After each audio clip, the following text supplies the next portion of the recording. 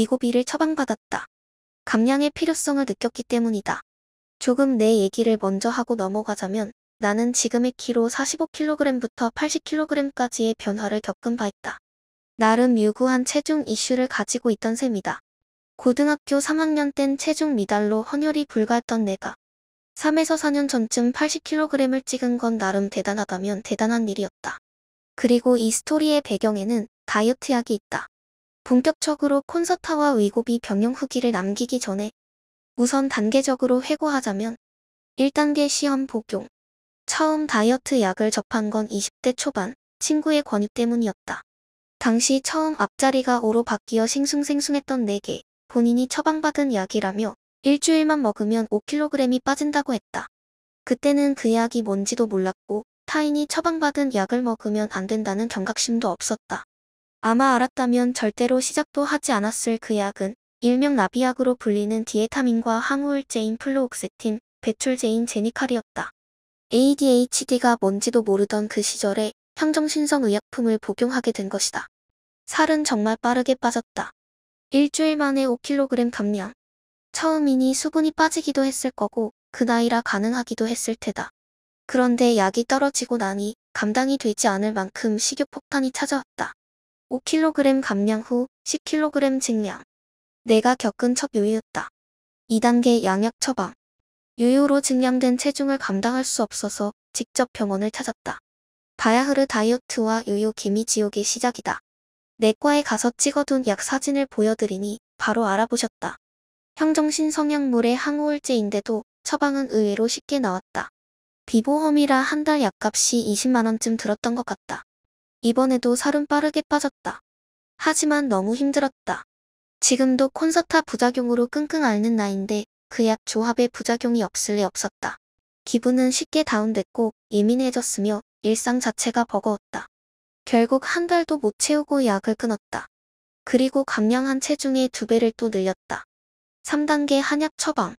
체중이 더 붙은 만큼 조급해진 마음에 다시 다이어트 약을 찾았다.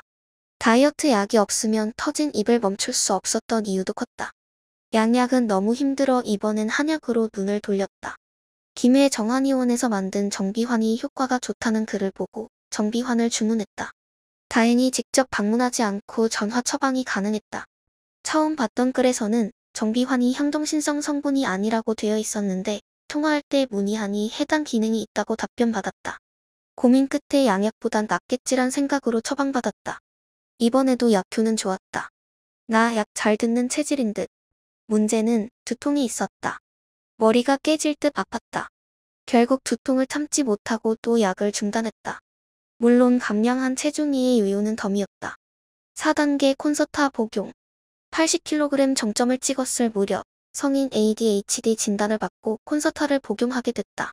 그리고 생각지도 못한 부작용이 찾아왔다. 식욕 부진. 생각지도 못한 일이었는데 덕분에 살이 조금 빠졌다. 8kg가량 빠졌던 것 같다. 하지만 이는 곧 정체됐다. 몸이 부작용에 적응해버렸기 때문이다. 다시 살이 붙지는 않았지만 더 빠지지도 않았다. 5단계 금주. 그러면 안 되지만 나는 ADHD 약을 먹으면서도 술을 마셨다. 72kg 언저리까지 그랬다. 그때쯤 당시 만나던 분과 이별을 했다. 함께 마실 사람이 없어진 나는 그 이별에서 무언가 하나 긍정적인 것을 남겨보기로 하고 금주를 시작했다. 그러자 정말 놀라울 만큼 살이 빠졌다. 야식과 음주가 사라지자 하루하루가 다르게 몸이 줄어들었다. 간단한 스트레칭과 홈필라테스를 더했더니 60kg 초반까지 감량했다. 다만 이후 새 연애를 시작하면서 다시 60kg 중반까지 증량했다. 행복한 연애와 날씬한 몸은 함께 갈 수 없다는 오래된 농담이 또 한 번 증명됐다. 6단계 콘서타 플러스 위고비 병용. 내 나이도 이제 30 중후반.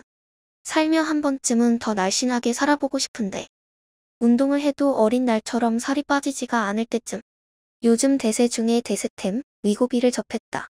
사실 이것도 친구의 권유로 그랬다. 처음엔 거절했다. 가격도 부담이고 요요의 공포도 컸다. 나만 해도 다이어트 약 먹고 45kg에서 80kg까지 찍은 사람이니.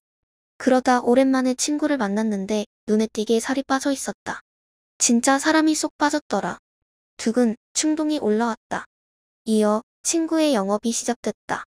대한민국에서 제일 싸게 파는 집을 알아놨다고 한다. 내가 원하면 한 달 체험할 수 있게 첫 구매는 해주겠다고도 한다. 내가 이렇게 살이 찐 게 너무 속상하다며 한때 날아다녔던 블로비 한번 다시 보자고도 했다. 이리저리 영업 멘트에도 혹했지만 구매를 하기로 한 결정적 이유는 따로 있다.